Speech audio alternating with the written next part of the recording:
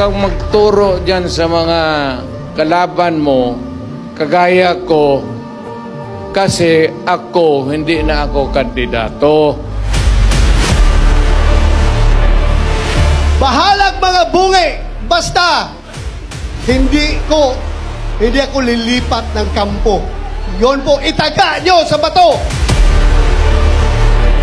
Hanggat kakaunti po ang boses natin sa Senado, we will not be able to institutionalize or turn into law ang mga paniniwala na ginawa at pinakilala sa atin ni Attorney Rodrigo Duterte. Kailangan po ng bagong panggobyerno, hindi po yung trapo, hindi po yung utak ayuda. Kailangan po ninyo yung abogado na lalaban para sa inyo, para sa katuwiran. Sapagkat kung wala po kayong dadalhin abogado doon na magtatanggol, our country will be going to the dogs. Ang suka ang kalaban ng tanso. Ang suka ang kalaban ng pekeng ginto. Inutusan po akong bumili ng suka at bumili ako ng suka. Siniguro ko na talagang suka yung aking binili, hindi po droga yung aking binili. Ano ang kanilang mga ginagawa ngayon? Tinitira si PRRD, tinitira si Vice Inday Sara, tinitira si Mayor Baste, tinitira si Congressman Pulong. Bakit? Ano ang apelido nila? Duterte.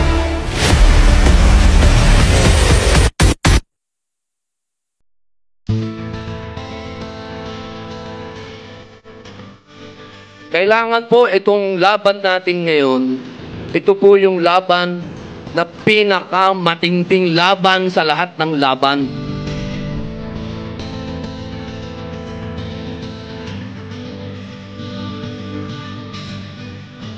I am very humbled, kami po lahat dito ay very humbled na kayo po ay dumalo dito sa ating proclamation.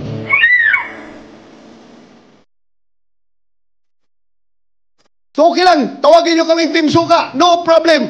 Basta kami ang suka sa buhay ninyo. Ha? Gusto nyo bang matanggal si VP Sara?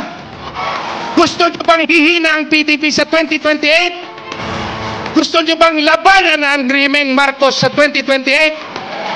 Ipanalo nyo ang mga senador natin this 2025. Para sa akin, ang PhilHealth po, para sa health yan. Hindi naman negosyo ang PhilHealth. Ang PhilHealth po ay insurance na meron tayong masasandalan tuwing tayo'y nagkakasakit. Siya po ay galing sa kahirapan, kaya naiintindihan niya ang kahirapan. Maniwala kayo o hindi.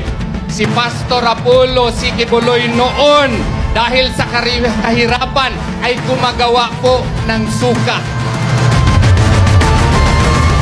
Sapagkat bagamat ako ho ay nakabili ng suka ng maraming ulit at nautosang bumili ng suka ng maraming ulit, may diploma ho ako at nakapagtapos ako ng kolehiyo.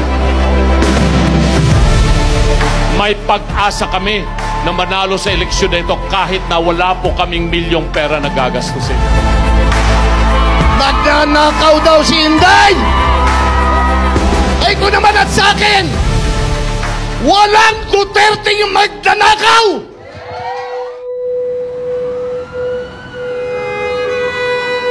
Alam po ninyo mga kaibigan, kung yung aking mga kamay ay may bahid ng dugo, hindi ko po yan ikinakakahiya. Kung yung aking mga kamay ngayon ay may bahid ng dugo, dugo ng mga masasamang tao, kung kinakailangan na madumihan ng dugo ng masamang tao ang aking kamay para maprotektahan ang buhay ng mga matitino, mababait at mga law-abiding citizen, gagawin ko po yun. Itaga nyo sa bato. Gagawin ko yan. Kung nagserbisyo si Pangulong Duterte, si Tatay Digong nung panahon niya, kayo nang humusga kung nagbago ang buhay niyo nung panahon niya. Sa kabila ng pandemic noon, hindi ko naramdaman na hindi kami pinabayaan ng gobyerno.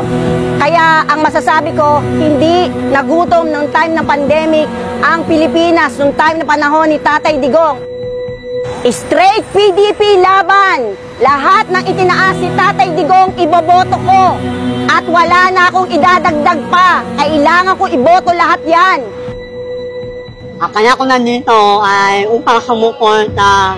Kami po ang mga dating kanwe na mga sumuwende sa ating pamalaan nating miyembro ng CPN-PNF.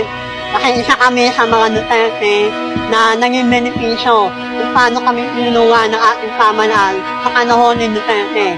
Let this day be that one day na tayo ay makukuha uli ang ating pamahalaan at maitutuwid ulit ang ating landas bilang bayan. Ang bulong ay kumalat na, isa ang nais nila, isigaw ang nadarama. Pilipinas muling magsama-sama. Pilipinas, Duterte pa rin ang tunay na nagmamahal sa atin.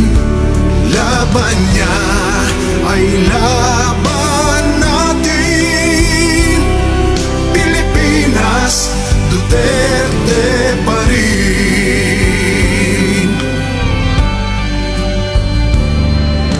Inang bayang minamahal,